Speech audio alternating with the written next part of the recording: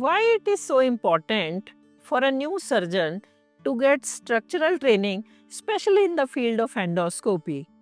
Because endoscopy learning curve is higher, and you have to know your equipment. You have to know so many minutities.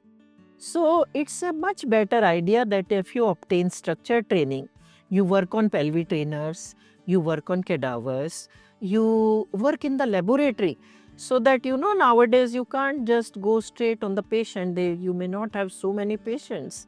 And once you go through this structured and the theory lectures and know how theoretically, you will be a better surgeon, and you will be I would say, streamlined. So you know what exactly are the steps and how to proceed being a safe surgeon. So these are very important things, and you must obtain proper training before embarking on surgical practice. Now the other question is how I should enhance my skills from level 1 to level 5. There are many ways for doing that. You work with a trained person for some time, so that it's not easy that you have learned basics and you start with.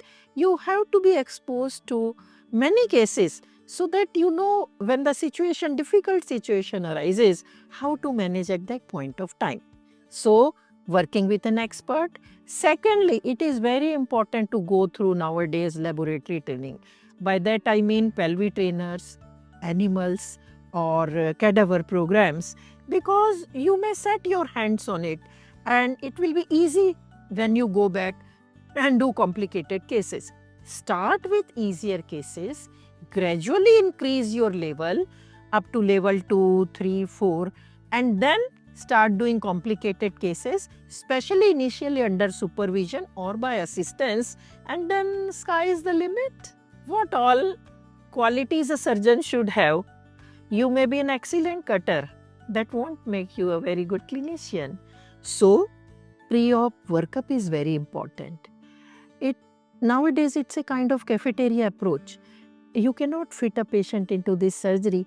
You have to talk to her, counsel, learn her psyche, and then take the best decision.